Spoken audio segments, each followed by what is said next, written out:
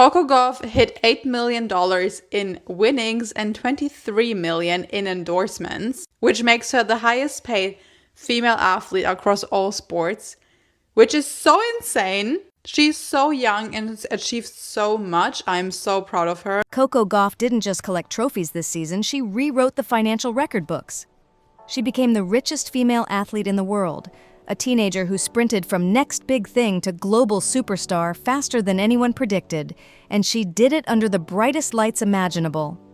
But the second that news broke, attention snapped to one other name, Aryna Sabalenka. Because when a rivalry burns this hot, success isn't simply applauded, it's measured, compared, and quietly judged, and fans immediately notice Sabalenka's reaction. The silence, the body language, the unspoken message. Coco may have claimed the crown, but what followed left Belka stunned and had many saying she'd just been humbled in the most public way possible. And this story goes far beyond money. The top 15 highest paid female athletes of 2025 have been revealed, and on the very top of this list is none other than Coco Gauff. Coco Gauff didn't rise gradually. She detonated onto the global stage. One moment, she was the young talent everyone agreed might become great someday. The next, she was signing checks that even tennis royalty would stop and stare at.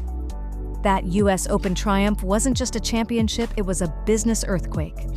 New Balance built entire campaigns around her. Rolex put $1 million spotlight on her wrist. Her brand didn't grow, it exploded. Bose, UPS, Barilla, Head. Every major name rushed in at once, fighting for position, desperate to align with her image, because Coco isn't just winning matches, she's leading a movement. She's confident, socially aware, and effortlessly relatable, connecting just as easily with hardcore tennis fans as with casual viewers scrolling past highlights on their phones. Kids idolize her. Adults respect her. Investors see a once-in-a-generation opportunity. Her annual earnings surged into the tens of millions, placing her above stars like Iga Swiatek, Emma Raducanu, and even eclipsing what Serena Williams earned in certain seasons. And she's only 20 years old. This isn't the peak. This is the launch point. This is the opening chapter of what could become the most profitable career women's sports has ever seen. But here's the twist. The higher Coco soared, the harsher the spotlight became. Every magazine cover, every marketing push, every viral headline screamed one name in bold letters, Coco Gauff. And when one star dominates the sky, another is forced into the shadows. Did you kind of realize that you had a gift, that you're better than everyone else, I guess, at that level, and maybe professional tennis would be something for you? There was a few moments when I won Little Mo when I was 8 years old. It was like an international tournament. It was in New York City. Especially when that other player has worked just as hard, fought just as fiercely, and dominated tournaments with raw, relentless power. And suddenly, she wasn't the one everyone was talking about anymore. That spotlight shifted, hard, and the name at the center of it all was Aryna Sabalenka. The moment Coco Gauff was officially crowned the richest female athlete in the world, fans immediately asked the same question: how did Belka take it? And that's where the story turned sharper, heavier, and deeply personal. For Aryna Sabalenka, the last 2 seasons haven't just been successful, they've been a full-scale war for dominance. She's been the force at the top of the rankings, blasting her way into Grand Slam finals, capturing an Australian Open title, and proving again and again that she's one of the most intimidating competitors in the sport. Raw power, explosive emotion, a presence that overwhelms opponents before the first ball is even struck. She earned the right to be the face of women's tennis. And then Coco arrived and flipped the entire script. It wasn't just that Coco beat her on one of the biggest stages imaginable, the US Open final, watched by millions around the world. It was what happened after. Instead of headlines celebrating Sabalenka's incredible season, the buzz, the commercials, the viral clips, and the fan obsession all swirled around Coco. Sabalenka's accomplishments suddenly felt pushed to the margins, overshadowed by a new star who captured hearts in a single unforgettable night. So when the announcement dropped that Coco Gauff had become the richest female athlete in the world, earning more than any other woman in sports, it wasn't just news, it was a statement. a declaration that Coco wasn't only winning titles. She was winning the battle for global attention, marketability, and influence. Sabalenka has never hidden her emotions, and fans have long noticed the tension whenever Coco's name enters the conversation. And it was kids from all over the world coming to play that tournament. And so for me, it was like, oh, like, I was just so used to playing people in my backyard. I was like, oh, maybe I actually have a shot. But I was still like only 8, so I didn't have any awareness. But I think when I won Junior French Open, I think I was 13 or 14, 13 when that happened.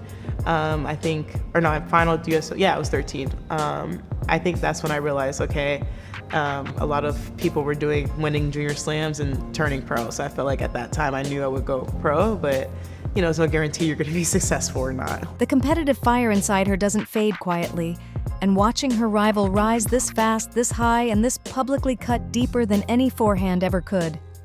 But this tension didn't start with endorsement numbers or headlines. It started on the biggest night of their careers, a night that changed everything. The fire between Coco Gauff and Aryna Sabalenka didn't slowly build. It detonated under the blinding lights of the US Open final in New York. Sabalenka walked in as the unstoppable force, the number 2 seed, the powerhouse favorite everyone expected to finish the job. But Coco didn't show up to survive. She showed up to take control. Point by point, the energy shifted. The crowd grew louder. The pressure tightened around Sabalenka, and when the final shot sealed Coco's first Grand Slam title, the stadium erupted. Behind the scenes, Belka's frustration boiled over. Cameras caught it all, a smashed racket, emotions spilling out, and a look that said this wasn't just defeat, it felt like humiliation. Then came the press room. Sabalenka tried to hold it together, but the strain was obvious. Subtle comments about Coco's lucky defensive style, hints that the crowd played a role. A forced smile barely masking the fire underneath. The moment they walked out of the arena, fans grabbed the rivalry and poured gasoline on it. Debate after debate exploded online. Was Coco really the better player? Did Sabalenka crack under pressure? Memes flooded timelines. Comparisons multiplied. Every clip, every quote, every reaction fed a rivalry that suddenly felt raw, emotional, and nowhere near finished. So when Coco's wealth numbers dropped months later, fans didn't see it as random timing. They connected the dots instantly. They remembered the smashed racket. They remembered the tight smile in defeat. They remembered how badly Sabalenka wanted that spotlight. And now, Coco had taken something even bigger than a Grand Slam trophy. Then came the headline that pushed everything over the edge. Coco Gauff named the richest female athlete in the world. Social media detonated. And immediately all eyes swung back to Aryna Sabalenka. Everyone wanted to know how Coco's biggest rival would respond, but what spoke loudest was the silence. No congratulations, no acknowledgement, no reaction at all.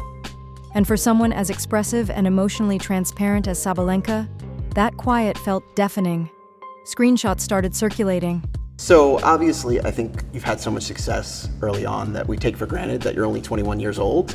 Where do you think you're at in terms of your career development, both on and off the court? I think on court, I feel like so far away from my potential, which I guess if you asked me that before, I used to think, oh, like it's happening now, so I gotta capitalize the moment. But then I'm like, fans noticed her ignoring Coco-related posts, and the jokes came fast. Memes claimed she'd just been humbled on a global stage. The narrative spread that Coco hadn't only beaten her under the US Open lights, she'd now passed her in fame, influence, and financial dominance.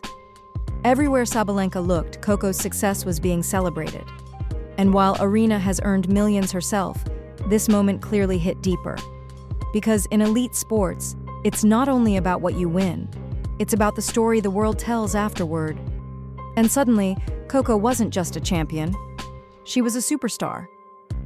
Whether Sabalenka liked it or not, the spotlight had shifted. At that point, the rivalry stopped being only about forehands and trophies. It became about status, power, and who the world believes truly represents the future of the game. But Coco's rise wasn't luck. It was built, carefully, intentionally, and brilliantly. Coco Gauff became more than a tennis player the moment people realized she could move audiences. She speaks with confidence far beyond her years. She stands for what she believes in. And she delivers it all with a charisma brands dream about. When Coco steps in front of a camera, she doesn't just sell a product, she sells a feeling. She represents the future. Young, bold, diverse, undeniably American, thriving in the most global sport on the planet. That combination is priceless. To companies, she's the perfect story. Relatable kid, champion competitor, emerging leader, and authentic role model all rolled into one. She dances with fans, cracks jokes in interviews, and never hesitates to call out injustice when she sees it. That's what separates her from most athletes. Looking at the tour, I'm seeing girls like really having their best results at like 25, 26. So I feel like in 4 years, I feel like I would be where I would like to be. But obviously that doesn't take away from everything I've done right now. But I think I'm just eager to improve and get better. You're not just buying her talent, you're buying her influence. Her viral moments aren't accidents. They're proof of a genuine connection with the public that can't be manufactured. For brands, Coco Gauff isn't a gamble. She's a guarantee. Coco isn't just outplaying her opponents, she's outgrowing them. Because when the world crowns its next superstar, momentum becomes a force of nature. Coco is becoming the athlete brands orbit around, the centerpiece of global campaigns, while Aryna Sabalenka, despite all her success, is still fighting to fully claim that role, and the pressure is only intensifying. But Sabalenka's struggle goes far beyond image or endorsements. There's a deeper challenge she's been forced to carry, one that has nothing to do with forehands, rankings, or trophies. While Coco's rise feels like a celebration, Aryna's path has been lined with obstacles the public rarely acknowledges. She's one of the most powerful players in the world, yet she constantly faces scrutiny that has nothing to do with her tennis. The political tension surrounding her Belarusian identity has placed her in uncomfortable, high-pressure moments during press conferences, where questions often chase headlines instead of matches. Every pause, every phrase, every emotion is dissected, misread, and turned into fuel for online criticism. Those emotional moments fans see on court, the screams, the smashed rackets, the tears she tries to hide, aren't just passion. They're the weight of a career judged by standards Coco simply doesn't face. When Sabalenka wins, she's labeled overpowering. When she loses, she's called unstable. When she stays quiet, people assume she's hiding something. It's a relentless tug of war between who she truly is and who the public expects her to be. So when Coco steps into the spotlight, smiling as crowds cheer and the world celebrates her ascent, Sabalenka feels the sting of that contrast. It's not jealousy, it's frustration. She knows the work she's put in. She knows the sacrifices she's made. And she wants to be the hero of her own story. But right now, the narrative belongs to someone else. And that kind of pressure can either burn an athlete down or light a fire that changes everything. Because whether fans cheer her or question her, one thing is certain: Sabalenka is not built to stay silent for long. The real question isn't if she responds, it's how. This rivalry is far from finished. In fact, it's only entering its most dangerous phase. Coco Gauff may be holding the financial crown today, but Aryna Sabalenka has never allowed a setback to define her. Every time she's been pushed back, she's returned swinging harder, sharper, and more determined. And next season, she steps onto the court with a different kind of fire. Because now it's not just about titles. It's about proving she deserves the same spotlight, the same opportunities, the same admiration Coco is receiving right now. And Coco? She isn't slowing down for anyone. She knows the expectations are massive, and she's prepared to outgrow them just as fast as they appear. She wants more grand slams, bigger partnerships, and a legacy that separates her from everyone who came before. With her influence rising by the day, Coco has a chance to build something enormous, an empire. Something even Serena Williams has said would require a truly special athlete. Their energy, their history, their hunger. It all sets the stage for a collision that could define the next decade of women's tennis. Every win will sting, every loss will explode into headlines, and every showdown will feel personal, emotional, and impossible to ignore. The richest athlete in the world versus the relentless warrior determined to take her crown. This is the perfect fuel for a new era of competition, the kind fans crave, debate, and obsess over. But right now, one question hangs over the entire sport. Coco Gauff and Aryna Sabalenka represent two completely different paths to greatness. One is rising on a wave of unstoppable momentum, embraced by the world, powered by belief and opportunity. The other is battling through resistance, scrutiny, and pressure, sharpening herself through every challenge thrown in her way. And that contrast is exactly what makes this rivalry so magnetic. Coco now stands at the very center of the sports universe, the richest female athlete on the planet, surrounded by brands, fans, and the future of tennis itself. Every move she makes carries weight. Every match adds to a legacy still being written. Behind her, Sabalenka waits with hunger in her eyes. She has the power, the edge, and the fire to tear the script apart and write her own ending. She's more motivated than ever to reclaim the spotlight and remind the world exactly who she is. And this isn't just about money anymore. It's not just about trophies. It's about pride. It's about legacy. It's about who controls the story of women's tennis for years to come. Because every time these two step onto the same court, the entire world will stop and watch, waiting to see who rises and who gets humbled next. So what do you think? Is Coco Gauff destined to rule the sport for the next generation? Or is Aryna Sabalenka about to unleash the ultimate revenge arc? Let us know in the comments, because this story isn't finished. It's only just getting started.